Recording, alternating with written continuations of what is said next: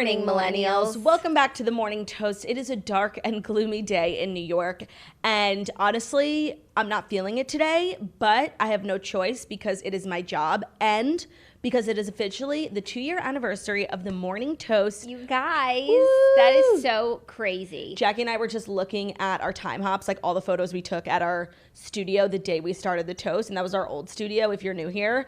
And if you're new here, like honestly, you just don't ever need to see the first episode of the Morning Toast. You don't need to see the first episode of the Morning Toast, mostly because it's like so full of glitches that you probably couldn't even decipher it. Two, just like the looks and the glam, and it's just not on point. No, my outfit was cute, but it was maybe months before I realized that I needed a new chin and new lips. And I don't know when I look at the picture what I'm more distracted by, my big puffy face or my tiny lips getting swallowed by my jowls. I don't know. It was nothing of the sort, but it was like, I look at that day and those girls and I'm like, those are the bravest girls I've ever seen. Those two girls, actually, I don't even feel associated with them. Like, I don't really feel like I know them, and I feel really like inspired by their bravery. Me too. So yeah, I agree. There's a sense of disassociation from that day, that set, like that whole thing with our little marquee letters that like you didn't like, but I really felt like they were gonna make or break the show. When Jackie like disagrees, I usually like side with Jackie, but I was like, no, I stood up for the letters. I was like, Jackie, these are it. And how do you feel now? I think, how many shows did we use them for? Like 4? No, like 2 maybe. Honestly, I look at it now and I'm like, oh, that's mortifying, but I don't know what it would have looked like without them, so I can't speak on whether or not I was truly wrong. And there's something iconic about them. Is there? Yeah. I don't know. Only real ones will know. Only real ones will know. I mean, it set us on this journey that has just been so fabulous.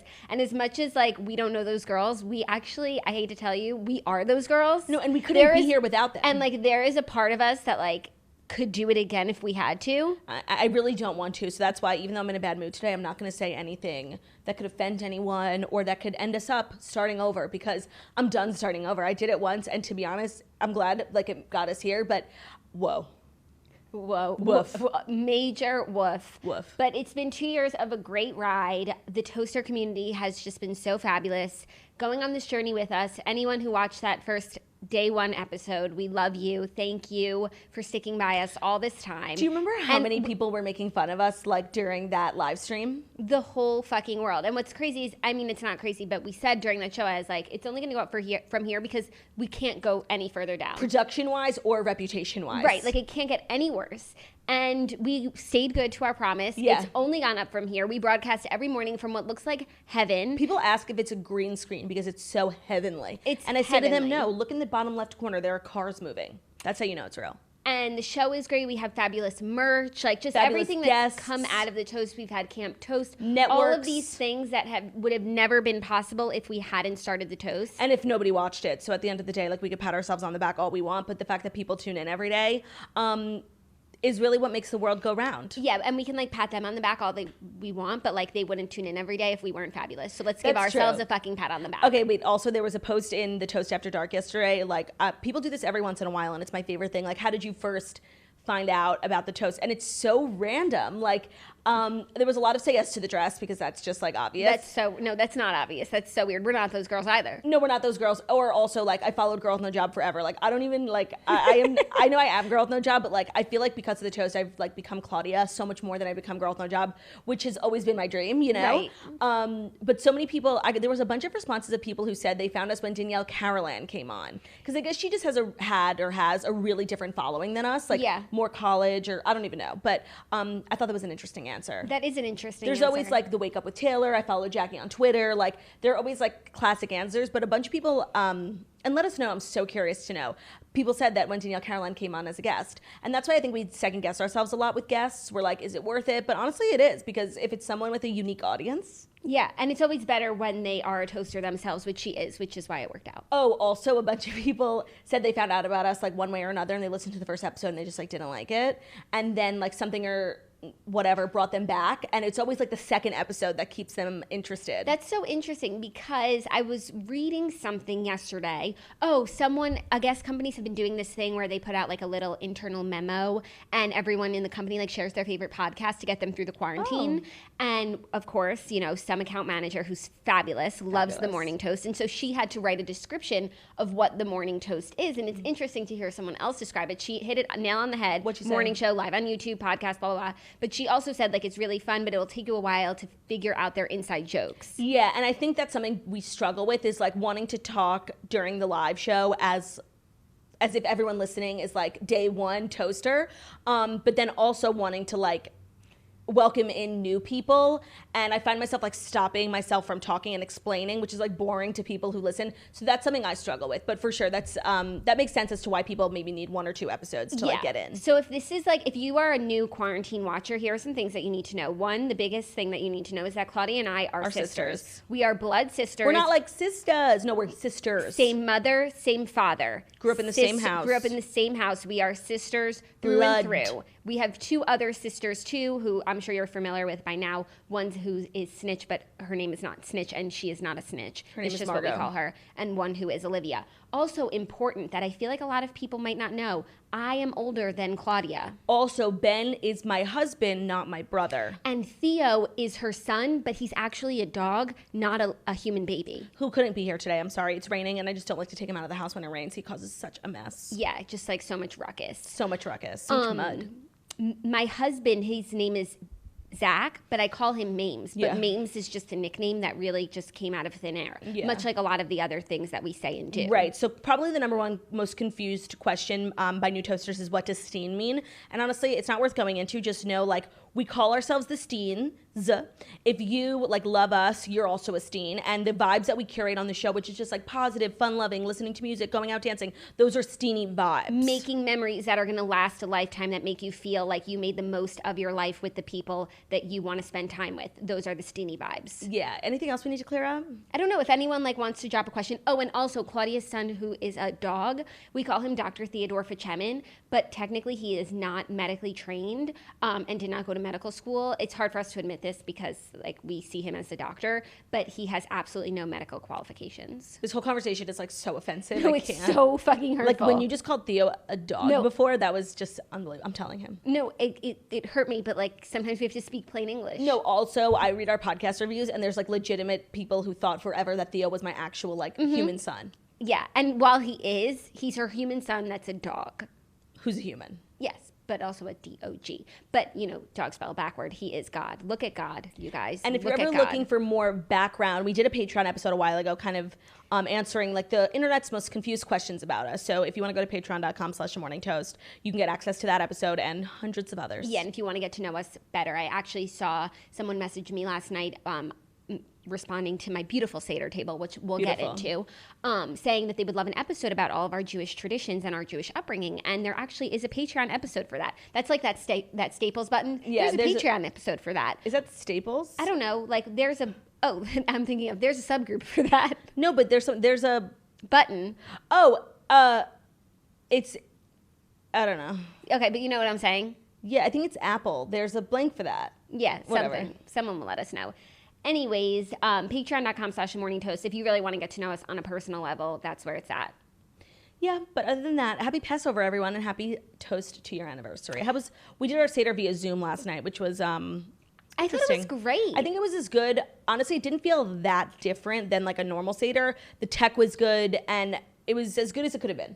I feel like our ancestors would have been proud. Yeah. It's like here we are dealing with the 11th plague, and we can't be stopped. We're singing. We had so much like zeitgeist in our Zmiro. I was just gonna say I had so much kavana like when I was praying. Like, and usually at a Seder, it's like an hour before you actually eat. You have to like sing and pray, and it's not ideal when you're sitting at a dinner table and there's just no food in front of you. That's not how I normally act at a dinner table. So you kind of rush through it, and like you're just like it's like you're at temple. You're like, let's just get it over with.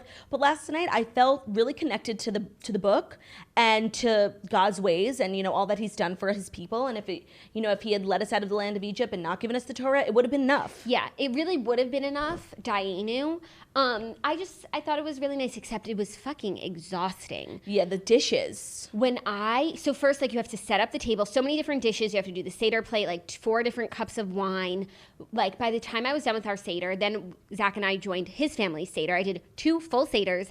I was wiped the hell out. Oh, and all the dishes. You know, and we usually do our Seder all together, so not all of us have to do individual dishes at our houses, but like, I wanted to make it nice. I didn't want to do like paper plates. Like, I needed to be nice. Like, I have respect for the traditions and the heritage of our people. And that involved me like scrubbing soggy wet food off of plates until the break of dawn, and it was just so frustrating. It was so difficult, but also I was realizing, and I don't think you could pick up on my inflection in the Zoom, but I think our ancestors actually predicted Zoom Seders with the lyric Hineni Muhanum Zuman. Totally. Zuman. Also, I've been seeing some other words people want clarification on. Pliny. The pastel steens. When the steens are wearing pastel, today we are the pleens because we're the pastel steens. So also we just love like a pastel hue. That's like totally our aesthetic. So those vibes are called Pliny vibes. Right, like our set is Pliny vibes. Because it's pastel, it's bright, it's fun. It's pastel and it's steeny. Right. You know? And I feel like Easter is like super Pliny. And I'm excited for all of you who are going to celebrate Zoom Easter soon. If you need a mood board aesthetic of what Pliny vibes are, it's just like Easter. Yeah. Definitely. Also, Pijam, precious gem of man. That was a name that started, obviously, for the doctor and the family. Because we'd be like, you're so precious. You're a precious gem. You're a precious gem of a man. And then it became an acronym. And now anyone who is precious in this world is a Pijam, or if you're a woman, a Pijow. Or if you don't identify, you're just precious. You're just precious. Yeah. So those are the key terms, I think. Everything else is just sort of touch and go. And some things are here for a short time, and some things are last forever. Like grab a spoon, which is like an iconic part of our brand. We don't really say anymore. But it's just a mentality. Yeah. But it was when you want to tell someone to like fuck off, you tell them to grab a spoon and eat your ass. And then for short, grab a spoon, because you can't be like telling your coworkers to eat your ass unless you want to get fired. But yeah, so it's just like it's a way of life. Yeah. You know, it's a mentality. I just feel like I'm not going to be able to give this show my all today. Like we were talking yesterday about how we've been having so much trouble sleeping. And I think like I cursed myself in how I said it yesterday, because I was up till 3 a.m. with a fucking migraine. I couldn't sleep, tossing, turning. And Theo had the audacity to sleep on the love sack, which like I didn't even tell him to do. But it was you crazy. said that was his goal. I know, but like when you're laying like up in bed all night, like all you want to do is have your son in your arms. And I just couldn't, and I wasn't even thinking about anything. It was just so boring. And then I went to bed and I had a migraine the entire time I was asleep. When I woke up, I put 2 feet on the ground and I still had a migraine. Like it's not my day today at all. And the weather always affects my migraines, and today's such grainy weather.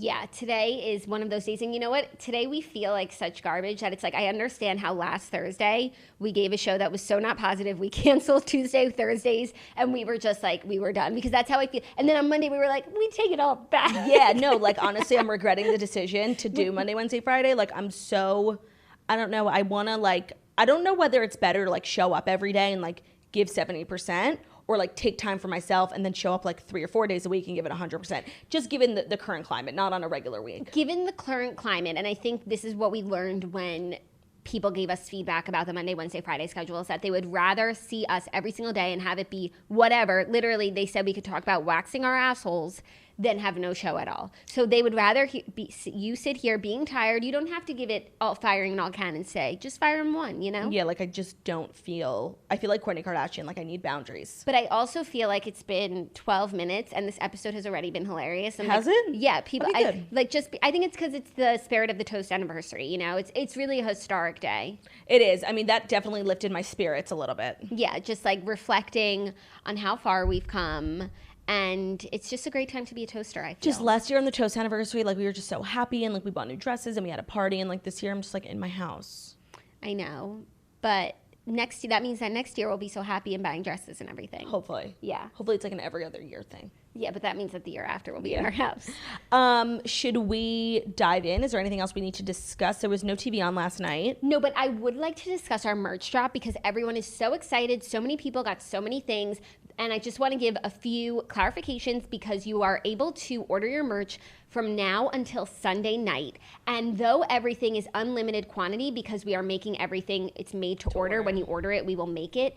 We're now reaching a point where so many people are ordering certain items in a certain size that the actual company that makes the apparel, they don't have enough of those shirts. So now size medium tie-dye long sleeve are sold out, not like because it was unlimited, but like the limit did exist eventually, and right, like hit from it. The company. Yeah, so keep that in mind, that like there's a lot of quantities of everything, but it could like, and I think more tie-dye sizes are going to sell out. So if you do plan on buying something, I would buy it sooner rather than later to make sure that you get your size. Yeah, but it's shipping till Sunday. Unfortunately, no international shipping given the current postal climate. And Yeah, that's it. I almost wore my camel toe sweater today, but I just looked so ugly in it. I'm just really feeling like I love that sweater. I know. I'm just feeling so like not good. I can't explain it. Like physically, emotionally, mentally, like I'm just not having a good day. I mean, I totally understand. Maybe I'll try and think of some suggestions that could like turn your frown upside down. Yeah. You know? Like I don't know if I just like need a nap or I need to cry. You look like you're like tears in your eyes. Do you want to just let it out? No. No, you want to keep it suppress. Okay, cool. Well, I guess that's as good a time as any to get into the Fast Five stories that you need to know before you wake up and take a bite out of your morning toast. And I have absolutely nothing to say. I do not protest. It is time. It is time. Okay. Well, I think the first story is going to just like, give you something to say. Is it Ellen? It's okay. Fucking Ellen. Ellen DeGeneres sparks backlash after joking that self-quarantine is like, quote, being in jail. One of Ellen DeGeneres' jokes backfired this week after some people called her out for comparing self-quarantining during the coronavirus pandemic to being in jail. The popular host, who like many TV hosts has made her show virtual amid stay-at-home orders, said the comment while broadcasting to viewers from her home on Monday. She said, quote, "One thing I've learned from being in quarantine is that people, this is like being in jail, is what it is. It's mostly because I've been wearing the same clothes for 10 days and everyone here is gay." So people, don't get me wrong, I'm the first person to like hop on the bandwagon against Ellen because I think that people need to know that she is most likely the devil. But I kind of think Twitter like overreacted. Like I understand that there is a potential insensitivity, just like given her privilege and like she's in a $15 million mansion in Montecito. Like I get people's need to be upset with this, but like to be honest, it like wasn't even that funny of a joke, and like I really didn't find it that offensive, and like I just think people are being like overly sensitive here. And I'm the first person to point out Ellen and just like overall general celebrity hypocrisy, but I didn't think it was that big of a deal. But I did see like a totally random tweet, like unfounded, like no proof that this is true, but like it definitely made me think like it's something that could be true, that like the writer who wrote the joke, because Ellen obviously doesn't write her own jokes, got fired. I'm sure someone is, I mean, hearing the kind of boss that she is from that other Twitter thread, like someone took the fall for this. And I agree. If this was anyone other than Ellen, if it was someone that I liked, I'd be here defending them. Tracy Morgan. Like, oh my God, if this was Tracy Morgan, I'd be like, you guys don't understand comedy. Yeah, right. But when it's Ellen, I'm like, you hold yourself and other people and your writers hold other people to such a high standard. Like, yeah, so it's like, hate to see it. I don't even care enough about Ellen to like get mad about this, because to be honest, it just like wasn't even a funny joke. Like this is what the world's best comedy writers are putting together. How sad. But what was I going to say about, hold on, I had a really good point to make about Ellen. It's just not my day. Okay. Well, if it comes back to you, I actually want to talk about something that I saw on Prop Crave Twitter, obviously, that kind of relates to this, because Lady Gaga did an interview and she said something like so poignant about how and why celebrities are missing the mark on this. Okay. And this is what she said. While promoting her upcoming coronavirus relief concert with Global Citizen on The Tonight Show, the singer explained why she takes issue with people like herself and host Jimmy Fallon using the unifying phrase of, quote, "we're all in this together" during uncertain times. She said, quote, "While I think the sentiment is nice, I also think that the fight I'm in, or that you're in, right, is very different than the fight of a woman that is in perhaps an abusive relationship and has a child and lost her job and can't feed her kid and can't feed herself and also can't get the help that she needs because she's in a violent situation." So she obviously not naming specific celebrities, but it's like when you say we're all in this together, it's like, no, you're in something far different than what someone else is in. Yeah, and she's right. Like the sentiment is obviously nice, but there's just this like obvious hypocrisy that everyone besides celebrities is like acutely aware of, and their lack of self-awareness is just more than ever just so obvious. And I'm like loving how people are not into it. Like I'm loving the rejection of just like celebrities using their platform, which is always something they're like pressured to do. And I feel like a lot of the time celebrities speak about things or speak on things just because they feel like they have to, not necessarily because they like feel passionate about it. And this is just a weird time where literally nobody needs to hear from celebrities. Like I don't need to hear from Ellen. I don't need her to do her show while her producer's like outside 6 feet away. Like it's not funny. Yeah. At all. Yeah. It's just not relatable. Even to like what we're experiencing during quarantine is different from what Ellen's experiencing, but it also might be different from what you're experiencing. Of course. So everyone's saying we're all in this together. Like, we all have this same struggle of just trying to, like, you know, practice self-care at home. Like, people have real problems. And they don't want to hear from celebrities talking nonsense. Especially like Ellen, who's recently become just such a polarizing figure, especially on Twitter. And I love it. Yeah, I do. I think it's important for people to be honest about their experiences, you know? I totally agree. Totally agree. Anyways. And then obviously like the most glaring hypocrisy of it all is that the pictures going around of Ellen's house. Right. And it's like, oh, that's prison. And so here are some people are in the comments saying, you know, oh, that's not a big deal. It's a joke. Like, it's funny. I don't get why it's a big deal. And then there are some tweets going around saying, quote, except that people in jail can't practice social distancing, don't have enough water or toilet paper, and are going to die at exceptional rates from COVID-19. Except for that, Ellen, your quarantine experience is just like being in jail. Yeah. No, like, that's what I'm saying. Like, there are definitely ways to take this joke sideways, but I'm usually not in favor of doing that. But it is Ellen, and I am looking for the comeuppance of Ellen, so I'll let this one slide. Yeah. Okay. I just can't believe it. Like, and it's never been more obvious to me that Ellen isn't funny. If you've ever watched her episode of Comedians in Cars Getting Coffee, hosted by Jerry Seinfeld, where he just like sits in cars and gets coffee with comedians, and they're just really themselves. And you could like see how certain comedians like have a presence on stage, and others are like super quiet. Like, every comedian's different because when they're on stage, like, it really is an act. And it's so interesting to see comedians that are like genuinely just like funny people. Like Tracy Morgan's episode, like, he was just going to a diner and everything he did was so funny. And that to me is like a funny person. But Ellen's been on the air for like 15 years, and she's had people writing her jokes for 15 years, and she's never really had to be funny. Like, even her stand-up special, which had professional jokes written by it, but it was really all on her performance, like, it was not funny. And her in Comedians in Cars was like the most let down I've ever been about like a funny person. Like, there was nothing funny about it. She takes herself so seriously, and you really saw what it was like for her not to like have a script. Yeah. For the first time in 15 years. I don't know if I've watched it, or maybe it was just that forgettable, because I've pretty much seen all the big episodes. Yeah, and like, why wouldn't you watch Ellen? But it's on Netflix if anyone wants to check it out. It's so disappointing. Interesting. And I don't even think she's that funny, like, with her team of writers. Yeah. And clearly Twitter doesn't either. It's not for me. No, it's not for me. But it's for a lot of people. But it's like daytime humor, and I get that. But like, she is, before she was Ellen, she was a comedian. She is a comedian. So you would expect her to still be funny, but I guess we were just expecting a little too much.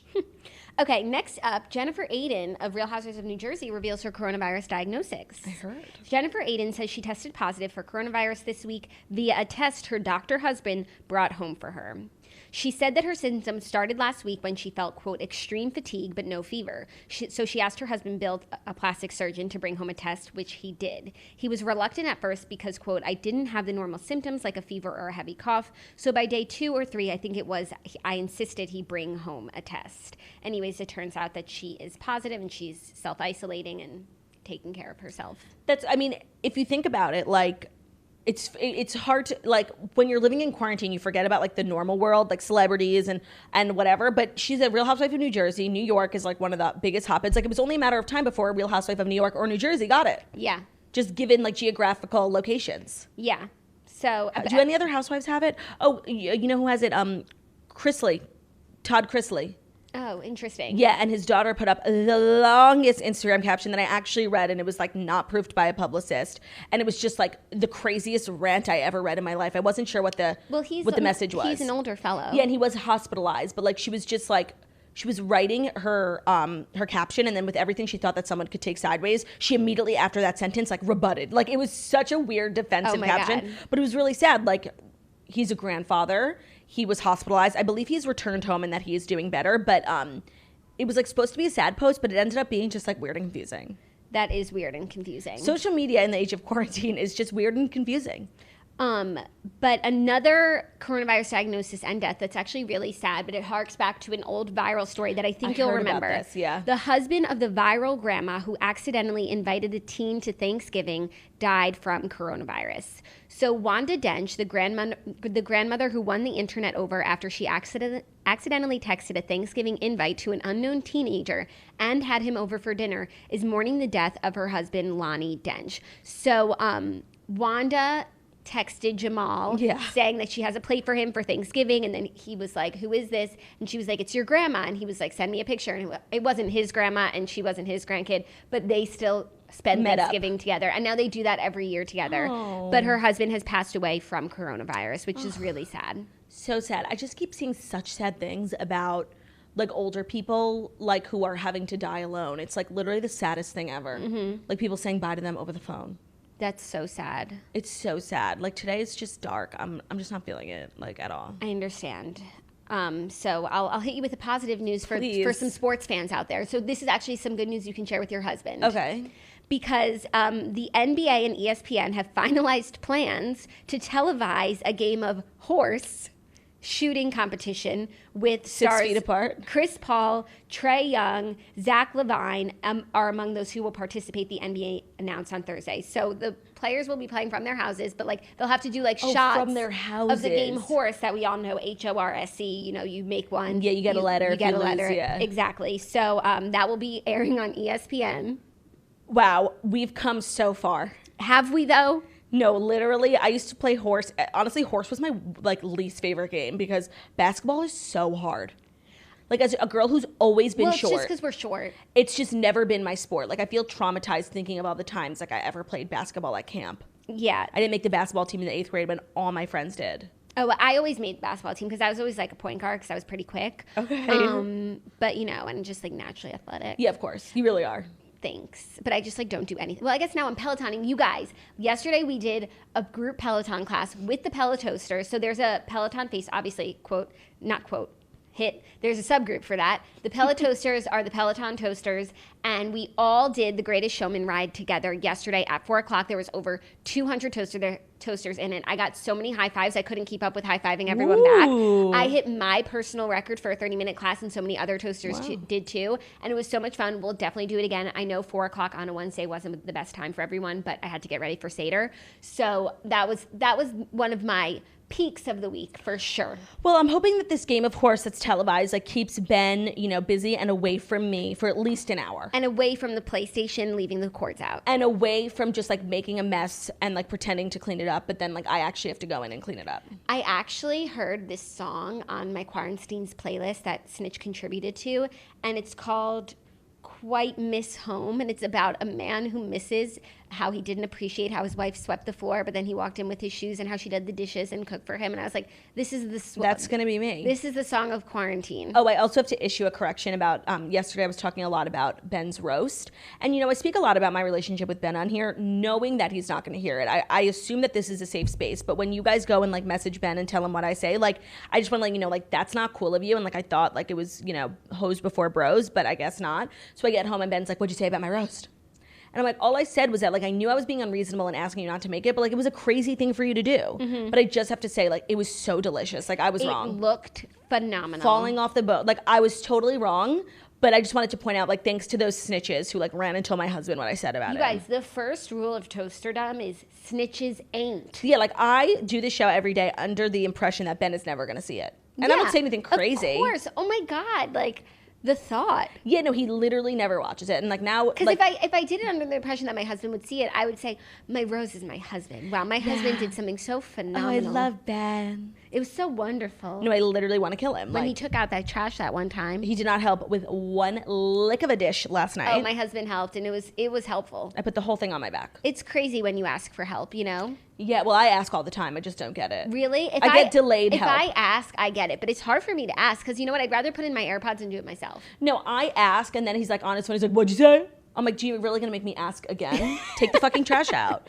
He's like always on his phone. He's like, I'm like, Ben? He's like, yeah, I'm coming. And he like walks down the hallway really slow in his underwear, like on his phone. I'm like, will you just like wipe down this counter?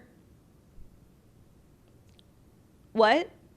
And like, so I already like asked, like dug deep down inside myself to ask for help. And like, you're going to make me do it not once, but twice. I mean, you know that my greatest pet peeve in life is repeating myself. I know. So between that and asking for help, I couldn't do the two together. It's so frustrating. So it's not that he's like not willing to do it. He's just like, so, you know what? I'm not even going to say it because you guys are going to run and DM him what I said.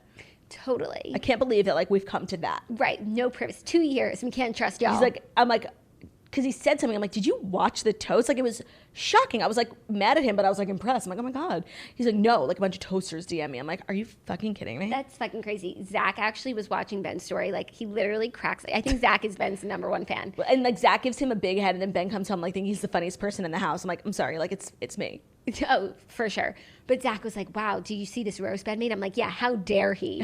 I was like, I don't know, but if I were Claudia, I would feel like that's just so disrespectful when they have a house full of food and their fridge already doesn't have space. Why do you need a roast? Thank you. And he was like, oh, I didn't think of it like that. No, but it was so good. Like, and I hate leftovers. It's like my thing. Like, I don't like to eat cold Tupperware food, but I did save it, and I probably will heat it up for lunch. It was so good, and it would have been great with some rice. But currently, we're not eating rice because of Passover, and that's what I'm really like most upset about today. Like, that's why I had tears in my eyes. Like, I'm not gonna have rice for 8 days. Bread. Yeah, that makes sense. Like, even this morning, I was like thinking what we should have for lunch, and I'm like, let's have tacos, but like I can't. No. Yeah, I'm using these 8 days to kind of get in shape a little bit. I'm still bloated from dinner last night. I don't know what I ate, but like my stomach is gargantuan. Gargantuan. Also, if someone does snitch on Ben today, be like, oh, okay, cool. Take his phone, find out who it was, and we're putting you on blast. Totally. And we're putting you on blast. That's like some girl on Snapchat a picture of her titties to Ben, like not someone he knew, like a fan, and like I literally was about to post her titties on my Instagram and be like, whoever titties these are, like I'm coming to your house. But that's literally revenge porn. Yeah, I know, so that's why I didn't do it, but I did message her back and be like, hi, this is Claudia, Ben's wife, and I'm gonna need you to put your tiggle bitties away before I come to your house and take them away. But also, that was so long ago, and it hasn't happened since. No, it hasn't happened since because we don't really fuck with Snapchat. But I actually don't get, you know what, I was just gonna say something, but then it's gonna like jinx. I'm not gonna say it. Cool. Are you ready for our fifth and final story? A little more good news. Okay. Tyler Perry pays for all groceries for the elderly at 73 stores amid coronavirus pandemic. Tyler Perry, and this is now precious gem of a man. This is the situation you would use it in. P. John Tyler Perry. There's so many things about this that make me happy. One is that like in a time where I'm literally hating everything celebrities are doing, like this makes me not only not hate Tyler Perry, but like love him more.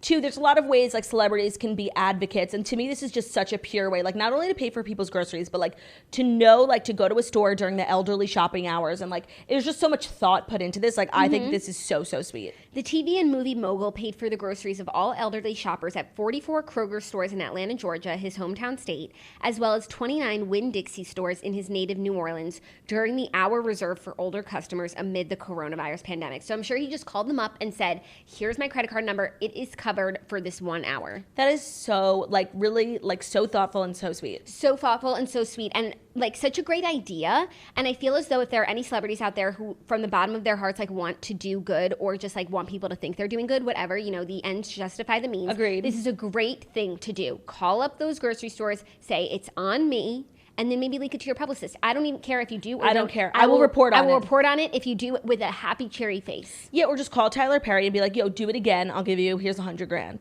I wonder how much all that costs. Yeah. I feel like not that much. No, not that much. Older people are just like so cute. They're so simple too. They're so sweet and they don't even eat so much. They don't need, no, they really don't. They don't need much. No. That's really, really sweet. I love Tyler Perry. He's always doing the right thing. Of course. He's like really one of the very few moral compasses of Hollywood. I completely agree. Do you remember that terrible story about the guy from the Cosby Show? Yeah, Trader Joe's. Who worked at Trader Joe's and like there was this tweet that went viral like, oh, this guy used to be on the Cosby Show. He's bagging groceries at Trader Joe's. Like, okay, yeah, he needs a job. And it was job shaming. And Tyler Perry ended up casting him in a movie. Love to see it. Love to see it. Okay, well, those are our 5 stories. Let's recap Confessions of a Teenage Drama Queen because I did finally watch it.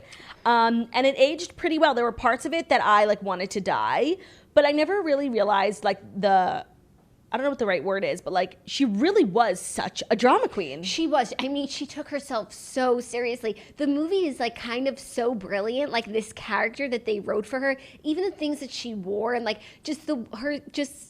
I mean, her outfits were fabulous. Her outfits were fabulous, but like even when she was like mourning Stu Wolf in the courtyard at her school and like the balloons sink and she's like, symbolically, of course. Yeah, no, she's such a drama queen. And honestly, it really highlights like Lindsay Lohan's incredible acting abilities. Like she was fantastic in it. She was fantastic in it. She really is an incredible actress. The whole movie. And she was a triple threat. She was dancing, singing, and acting. Yeah, and also just like being hilarious. The movie is so good. It really like stuck with me from a young age. Yeah, and I always have a pit when I watch it because you know everything goes wrong in New York, and like it just gives me a pit when she like leaves the money on the train. But then it all goes right. You know who was the worst was Ella because she had lovely parents. Like she just made her parents out to seem like the devil, and they were like, "You want to go to the concert? Like, why don't you tell us?" Like they had the means to get her there, and they were just like so lovely and understanding. And I just thought she was like such such a wet blanket the whole time. And yes, what Lola did was like weird, lying about her parents. But like they finally make it to Stu Wolf's house and she doesn't go inside at first. Oh yeah, it's like, come on, take this out on her later.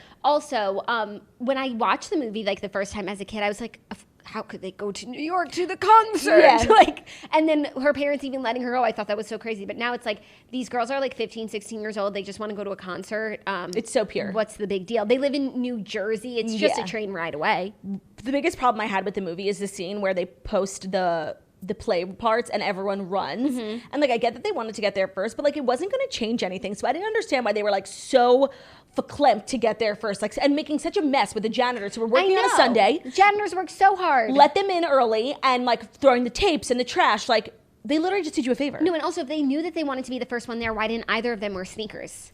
Oh, right. And like Megan Fox like dressed like a secretary. Oh, terrible. And then Lola with her clunky heels. But Megan Fox, so that scene where they're doing Dance Dance Revolution and Lindsay Lohan's wearing that like Knicks getup, she looks so cute. So cute. Also, it's crazy that in the whole movie, I guess Lindsay Lohan and Megan Fox did go far, but like Alison Pill has become one of like the most respected actresses. Who's Alison Pill? Ella. She has? Yeah, she was at the Oscars like a few years ago. What? She was in that show, The Newsroom. What? She like actually is a real actress. Yeah. Well, good. She was so good at playing a fucking wet blanket. Playing a 30-year-old high school student. Yeah. Oh my God, wait, I didn't even know that. Yeah, no, it's interesting to watch all these movies back and see like what major movies like did for certain people. Like sometimes you watch these movies and like the stars became nobodies. Like if you think of Sleepover, like Alexa Vega is a glorified influencer, but like She's Hallmark star. but SpongeBob is everything of a sort. Yeah. What's his name? Evan Peters. Peters. He's like such a well-respected actor. Yeah.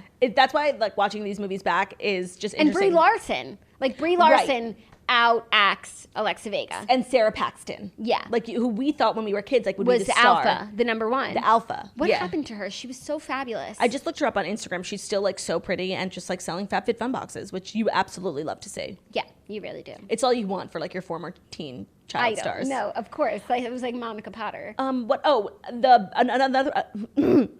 part of the movie which I thought to be so funny was when the movie first started and we see her mom for the first time, I keep thinking how the landlord from Kimmy Schmidt should have played the mom. But the landlord plays the drama teacher. And then the drama teacher walks in and She did such a good job. she's a chameleon. I think that's her. I'm not familiar with all of her work, but like I think that's her best work yet. She's in that. She's in Kimmy Schmidt. She's in Hunters. She's in so much random stuff. She's actually a fabulous actress whose name I will never learn. Is it Shirley? Unclear. Also, like the opening credits of the movie, like I think the artistry was like so well done, you know? Yeah, it's a little dated, but it aged fine. Yeah, I think it's a great movie. I absolutely love it. I also watched more episodes of Punk'd on Quibi, and they did a Sabrina Carpenter one, and I have to say, it's fabulous. Really? It was maybe my favorite one. Oh my God, I have to watch. I think that's how I'm going to spend my weekend on Quibi. Quibi, yeah. I continued to watch Chrissy's Court, and honestly, I can't get through it. Like, I find it infuriating that, like, she's such a bad judge. Do you want to know what's so crazy? Is like, I really, in quarantine, like, don't have enough hours in the day to do all the things that I want to do. That's crazy. Isn't that, I think it's also because we moved the show back. So, like, I get home and it's like 2 o'clock, and then I like to Peloton around like 4 or 5, like, so I can make it out in time for the 7 o'clock cheer, which, by the way, I hope all your cities are doing the 7 o'clock healthcare workers cheer because it's so awesome. Even though I live so close to you, like, I live in a totally different area. You just live, no, it's because you don't live on the main drag. You live on like the back side of the building, yeah, which is actually more desirable because you don't hear the honking in the ambulances. But I also don't hear the 7 o'clock cheer. But you don't hear the 7 o'clock cheer. I'd say it's even worth venturing out. Like walk the O at 7 o'clock. I have a new roof deck. Oh, yes. Well, go there at 7 o'clock. It's really cool to see. Actually, I would love to see it. And when we were on the Zoom last night at 7, everyone was like, do you hear the cheer? I'm like, no. No. Even if I opened a window, I wouldn't hear it. You know where you'd hear it from? Here. Oh, we should come here at 7 o'clock. You hear everything. What else did I watch yesterday? Oh, more One Tree Hill. Finished the 2nd season. It was fabulous. Need to know who burnt down Dan Scott Motors. And I'm really enjoying like having a show, and Ben likes it too. So it's annoying because I can't watch it during the day because Ben's working. But it's nice to have like something together. That is nice to have. Yeah. Zach and I keep trying to like do that. Like every night he asks me to watch Richard Jewell. And I'm just like, it's just not the right time. I just don't have enough time. I'm so busy with all of my new hobbies. When Richard Jewell like came out in theaters, it was obviously like a movie that looked great, but I can't get myself to watch something so sad. Like Richard Jewell himself like looks so pathetic, like with the way just in the trailer, like they just made him out to be this like nushvagina, you know what I mean? Like this like weenie and like this nebuch, and I don't know what the story is, but I just know that like the media frames him. Or he actually did it. I don't know. I don't know what's sadder. Like, does the media frame him and ruin his life, or is he a bad guy? I don't know the story, which is why I have to watch the movie. I just feel like it's a movie that I really wanted to see. It was in theaters for 5 minutes, and I missed it. And now it's on demand, and like I just can't find the time to watch it. I don't know. And also, Parasite is apparently on Hulu now, and I have to watch that. But just like sitting down to watch an important movie, it's hard. Hulu is, in terms of selection, like turning into like a real front runner during these quarantine times. But at least on my Fire Stick, like the app is so awful and like not user friendly. And like I'll literally like pause One Tree Hill, like go make dinner or something. Then it literally takes me back to my home screen. I have to go back into Hulu and I'm 2 episodes behind. Like it just doesn't acknowledge my pause. It's so frustrating. Yeah, it has a terrible memory, and it's like always assuming I'm somewhere that I'm not. Yeah. And I'm like, weren't you here? Weren't you watching with me? How hard is it? You it's know, actually harder for you to pick an arbitrary spot to put me on than to remember where I fucking was. It's almost like someone's on my profile like 2 episodes behind me just at all like times. fucking with your life. Yeah. But so we're not going to assign a toast movie of the day because there's so much to watch tonight. We have new Real Housewives of New York and Keeping Up with the Kardashians. I'm so excited. Which we will recap tomorrow. And then we'll assign some toast content of the weekend on Friday. So tonight, your homework is Kardashians and RHONJ. Or RHONJ, as the one podcast reviewer wants me to say. There were actually more than one. So RHONJ. RHONJ. So yeah, watch that. If you haven't gotten your merch, go to shopmorningtoast.com. The merch store is open till Sunday with pretty much unlimited stock, given a few limitations here and there. Unfortunately, no international shipping. And all of our merch store with all of our items that are constantly in stock is not open because that warehouse is closed. So just the spring merch is available. I got a bunch of questions about that. Yeah, no, it has to be done separately. When the spring closes, our other stuff will go back up. But right now, it is all spring all the time. And you know what? I think that's something that, like, if you're feeling down and you're toasty as hell, a little spring merch would cheer you right up. So thank you guys so much for listening to The Morning Toast, the Millennial Morning Show, where we go live Monday through Friday, 10:30 a.m. Eastern Time on YouTube. So if you're watching us on YouTube, please feel free to subscribe and give this video a thumbs up. We're also available as a podcast anywhere podcasts can be found. So that's Spotify, iTunes, Stitcher, Public Radio, iHeartRadio, CastBox, all the places. So wherever you listen to podcasts, find us, The Morning Toast, and leave a 5-star review about how beautiful, stunning, and smart we are. We love you guys very much. We hope you have a great day, and we'll see you tomorrow. Thanks for 2 years, guys. 2 years, guys. 2 year guys.